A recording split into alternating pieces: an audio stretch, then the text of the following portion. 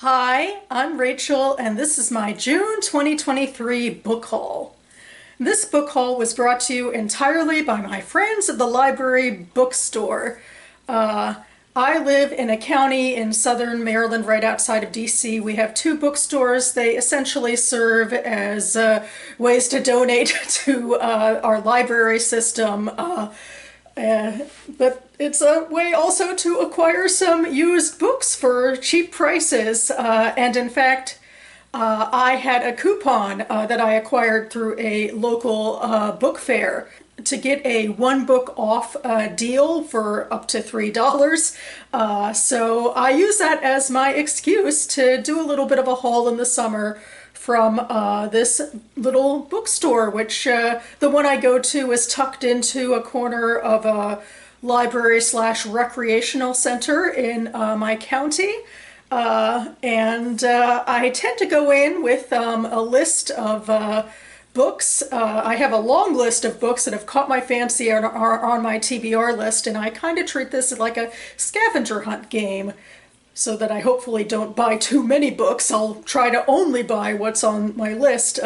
And you know, it can go up and down with what's actually there. But this time I actually had a lot of luck, and I found 6 books that were on my list. In fact, I found a couple more and I decided to do, you know, a little bit of culling at the end. But anyway, I also took a little bit of footage of this, you know, little used bookstore. So here we go.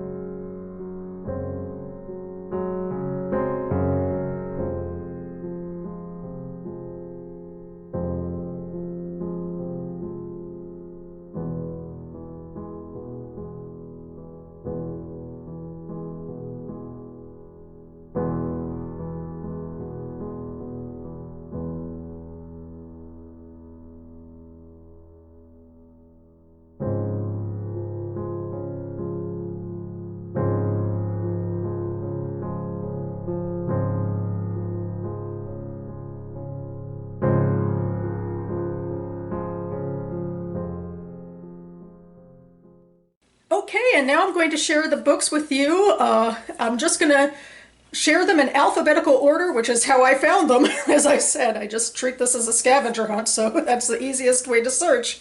So anyway, the first book I found is Florence Adler Swims Forever by Rachel Beanland, and I was really excited to find this one because a couple of years ago it made a bit of a splash, especially on the Jewish bookish sites that I follow. In fact, it won a Jewish Book Award. That's what this little logo means. And it also was somewhere near the top of one of Steve Donahue's best books of the year lists. So that really made me excited as well, like that I really wanted to, you know, get this off of my radar and into my hands. And so I was really excited to find this one. The second book I found is The Lake on Fire by Rosalind Brown. This was exciting too because I actually was just talking about this book in some recent-ish videos. It came up in one of my TBR games that I play. So now if I actually choose it in an upcoming game, I'll have a physical copy to, you know, yoink from. So this is historical fiction. It takes part around the Gilded Age in the United States, and I believe it follows some characters who want to leave their Wisconsin farm and move to like swanky Chicago. That they'll probably realize city life is not all it's pushed up to be, but you know, hopefully they'll find something fun in cities, speaking as an urbanite myself. And I'm looking forward to the historical details, especially because I don't think I often read from this particular perspective. The next book I found is On Division by Goldie Goldblum. And in my head, I thought this might be Orthodox Jewish fiction, although just, skimming the flap now, I'm not quite so sure about that. In fact, it seems to be about a middle-aged woman and a great-grandmother who finds herself surprisingly pregnant. And I would assume it is a New York setting. So yeah, I guess I'm hoping for somewhat of an insular character study with this when somebody's life is upended as in an unusual way. So we'll see how it goes. The next book I found is The Map of Salt and Stars by Zain Jokadar. This is the first book so far that isn't part of Jewish, literary finds. This one I'm sure I probably got from Book Riot and Liberty Hardy. Most likely it's been on my TBR for a while. In my head, this looks so much like a fantasy cover, maybe especially a YA fantasy cover, especially since it has a noun of noun and noun title to it. So I keep on thinking this is fantasy when in fact I'm pretty sure it isn't. And I guess I will go ahead and remind myself and enlighten you about what this book is about, specifically by reading from the back. In the summer of 2011, just after Noor loses her father to cancer, her mother moves Noor and her sisters from New York City back to Syria to be closer to their family. In order to keep her father's spirit alive, Noor tells herself their favorite story, the tale of Rauya, a 12th century girl who disguised herself as a boy in order to apprentice herself to a famous mapmaker. But when a shell destroys Noor's house, she and her family are forced to flee across 7 countries in the Middle East and North Africa in search of safety, along the very route Rauya and her mapmaker took in their quest to chart the world. Following alternating timelines, The Map of Salt and Stars is the epic story of one girl inspired by the legend of another to learn that if you listen to your own voice, some things can never be lost. So yeah, in a way, this does remind me a bit of fantasy because it's technically historical fiction, but one of those timelines is so far in the past that it's the type of history that tends to inspire a lot of the fantasy I read anyway.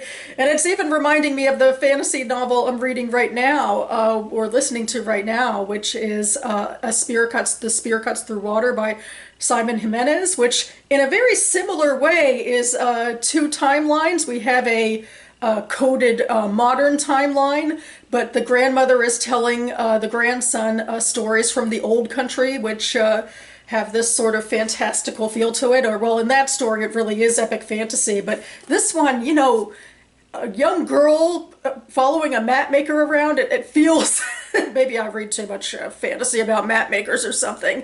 But anyway, in either case, there's going to be a lot going on here, and I am excited. Moving back into Jewish fiction, I have The Vixen by Francine Prose. I'm not sure the last time I read her, actually, but I know that she's been a name on my radar for a long time, and this is a book that came out in recent years, which, to be honest, I don't remember much about off the top of my head, so I guess I'll go ahead and read from the flap for this one as well. It's 1953, and Simon Putman, a recent Harvard graduate newly hired by a distinguished New York publishing firm, has entered a glittering milieu of 3 martini lunches, exclusive literary parties, and old money aristocrats in exquisitely tailored suits, a far cry from his loving middle-class Jewish family on Coney Island. But Simon's first assignment, editing The Vixen, The Patriot, and The Fanatic, a steamy bodice ripper improbably based on the recent trial and executions of Ethel and Julius Rosenberg, a potboiler intended to shore up the firm's failing finances, makes him question the cost of admission to his exciting new profession. Because Simon has a secret that, at the height of the Red Scare and the McCarthy hearings, he cannot reveal, his beloved mother was a childhood friend of Ethel Rosenberg's. Simon's dilemma grows thornier when he meets the Vixen's author, the startlingly beautiful, reckless, seductive Anya Partridge, ensconced in her opium-scented boudoir in a luxury Hudson River mental asylum. As mysteries deepen, as the confluence of sex, money, politics, and power spirals out of Simon's control, He must face what he's lost by exchanging the safety and comfort of his parents' Coney Island apartment for the witty, whiskey-soaked orbit of his charismatic boss, the legendary Warren Landry. Gradually, Simon realizes that the people around him are not what they seem, that everyone is keeping secrets, that ordinary events may conceal a diabolical plot, and that these crises may steer him toward a brighter future. That's not how I was expecting that to end. At once domestic and political, contemporary and historic, funny and heartbreaking, enlivened by surprising plot turns and passages from Anya's hilariously bad novel, The Vixen illuminates a period of history with eerily striking similarities to the current moment. Meanwhile, it asks timeless questions. How do we balance ambition and conscience? What do social mobility and cultural assimilation require us to sacrifice? How do we deepen an authentic self, discover a vocation, and learn to live with the mysteries of love, family, art, and loss? So yeah, admittedly, I think this intrigued me most, especially in the beginning, because it's talking about this cusp for Jews like Simon, where it's like you can join the glittery world that, Philip Roth was always drooling over in his books, like this assimilated, literary world, and leave all that, foreign Jewish stuff behind when Judaism was still largely coded as foreign in a lot of ways. But that it comes with a price. I don't know, I feel a little more iffy about, taking down a female author in this milieu, because it's such a boys' club then, and to think there's so few women that even had a chance at anything. But then again, bad writing can still be fun to talk about in these circumstances. I guess I'll see how she handles these characters. I feel like the novel itself is a little bit salacious, the way that she's sort of satirizing salacious things in the novel. I'll be interested to see how it all pans out. And the final book I have to talk about is Revival Season by Monica West, which I'm pretty sure I heard about on one of my favorite podcasts, The Shit No One Tells You About Writing. It's a craft podcast, a writing craft podcast, which has great writer interviews as well, and I'm so behind on it, and I have... that's another ball of wax I have to deal with. But anyway, in one of the episodes I did listen to, this author came on to talk about her book. And it is a book about the African American community and also the religious community. Revival Season refers to tent revival stuff and Southern Baptist culture. And, I'm someone, if you couldn't tell, I'm very interested in Jewish religion and culture, but sometimes I take a look around and I'm also interested in ways that religion and culture can manifest in other communities. And I felt like this one spoke out to me about what this sort of book might say about family, because I think it follows a family around, and about, ways that we're different from our families, or how our family religions and experiences shape us, and I'm looking forward to seeing what this book has to say. So, that about covers it for me now. I will leave the Goodreads links for all 6 of these books linked down below in case you're more interested about them and want to learn more.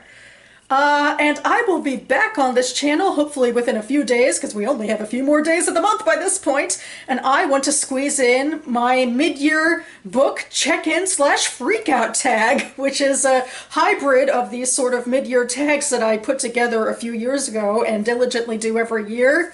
In fact, I hadn't seen anyone, I think, on my subscription list do them until just recently. I think Eric Carl Anderson put out a video in this milieu, so I'll have to watch that one as well.